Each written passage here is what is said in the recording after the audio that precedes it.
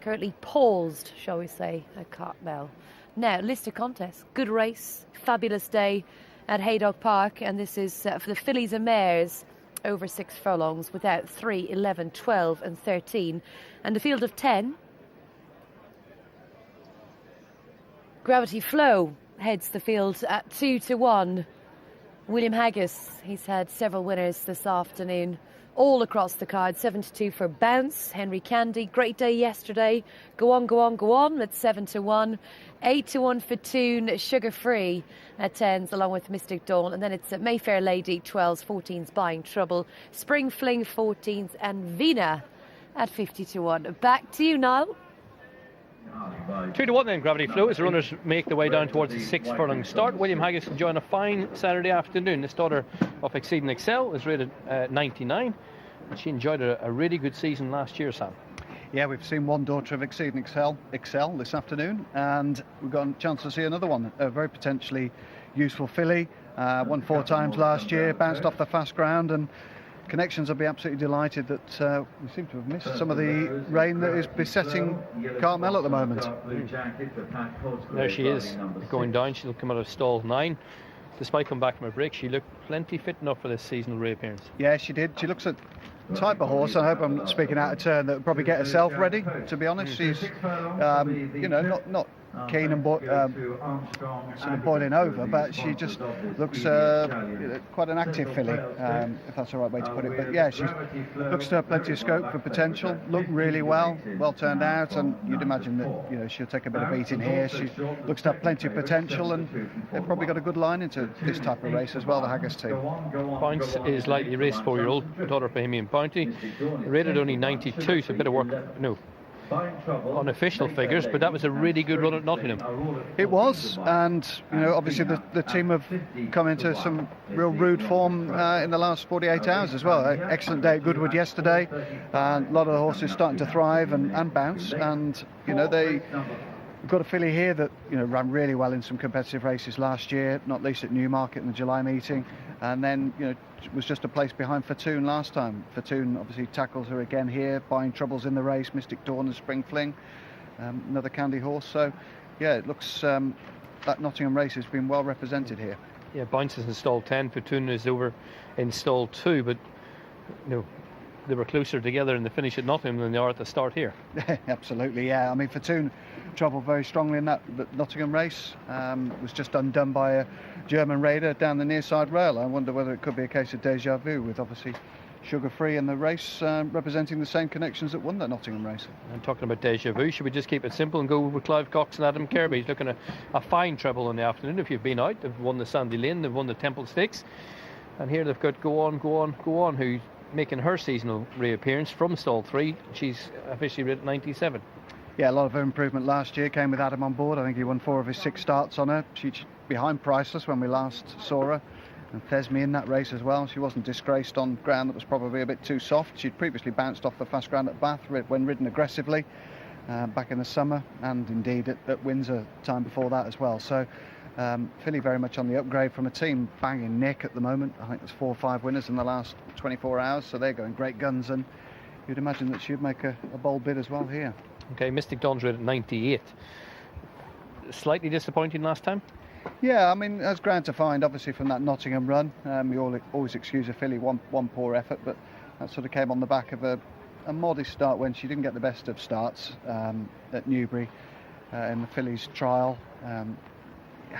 I wouldn't say that the jury's out on her just yet, because she's only sort of posted one below par effort, and that came at Nottingham, so I wouldn't be quick to castigate her just yet, but she needs to show more and obviously bounce back. She's nicely berthed in stall 5. She beautifully turned out, but David Simcock and his team, Harry Bentley, will be on board as they're about to go behind very shortly. Sugar Free, number 9, is an interesting German runner.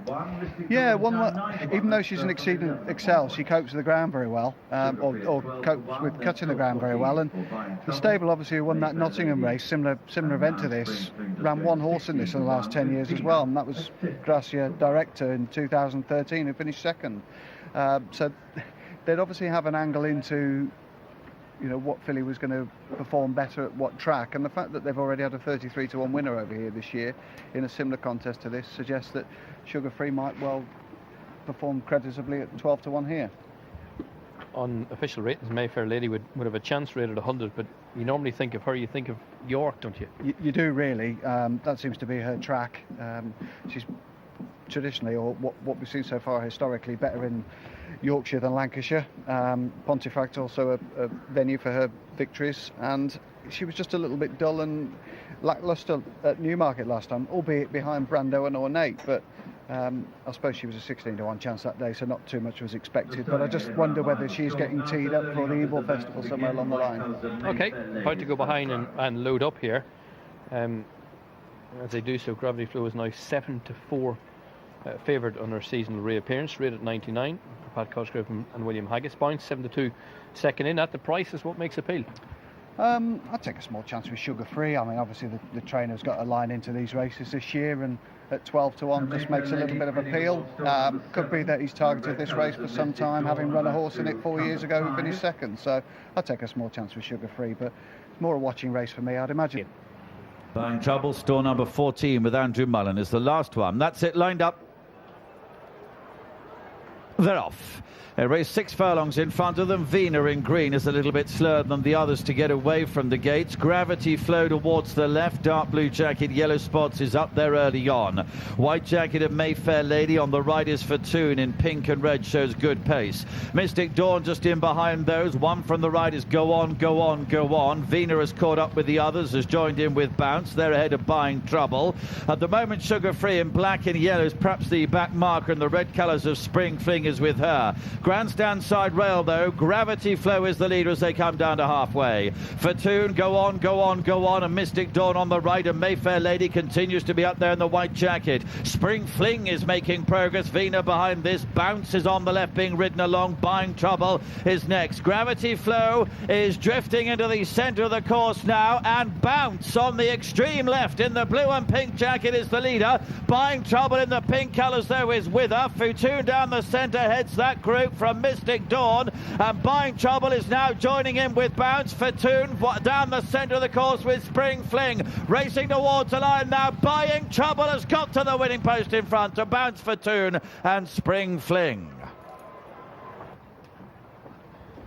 Carbon copy of the Nottingham race a fortnight ago. Different positions, however. Buying Trouble home in front for David Evans. Andrew Mullen on board beats Bounce in second place for Henry Candy and Fergus Sweeney, and Fortune was third for Kevin Ryan and Joe Doyle. Yeah, terrific performance for Dave Evans and his team down by the Black Mountain there, and Buying Trouble, who ran pretty well at Nottingham, in and around Bounce as well. There wasn't much between them. There's quite a lot between them in the market today. I think one was around 3 to 1, 7 to 2, one was 14s, and Midge Mullen rewarded for his hard work and endeavour with the listed race success. Yeah, in action. I don't know if you read too much into it, but the first two right underneath that stand side rail. You know, really encouraging performance after a first run, but you can see there, it's just that gap was beautifully manifesting itself for her, and then it's just shut as Gravity Flow has drifted left and then right, and unfortunately Martin Harley, who hasn't had the best of afternoons, has had to sit and suffer and wait, and once he's out in the clear, she stayed on well to grab fourth, but close but no cigar. Exactly, she's run a massive race. Annoying for connection, she hasn't got that bit of black type, but hopefully there'll be other days for her. But today it was Buying Trouble and Bounce coming away right underneath this downside rail. The winner rated 93, and as you said, you'd imagine that a 7th furlong would be well within her grasp. Yeah, you would think so. She's pretty versatile trip-wise anyway, I think, and she's the type of filly as well who takes her racing tremendously well, as do most of David Evans' horses. Okay, Buying Trouble wins the Cecil Frail Stakes here. Listed event over 6 furlongs. Let's go back to Rachel, tidy up the full result. Cheers, Niall. Yeah, she's done well, hasn't she? 14 to 1 grand performance again. Buying Trouble to take this listed fillies and mares contest. Bounce second, 3 to 1, and Fortune in third place at sevens. The favourite was Gravity Flow, finished 8th in the end. The 7 to 4 favourite. Now, quick update at Cartmel after we give you the winning time at Haydock. Buying Trouble, just 0.30 over standards. So good times there this afternoon. Now, you've not missed a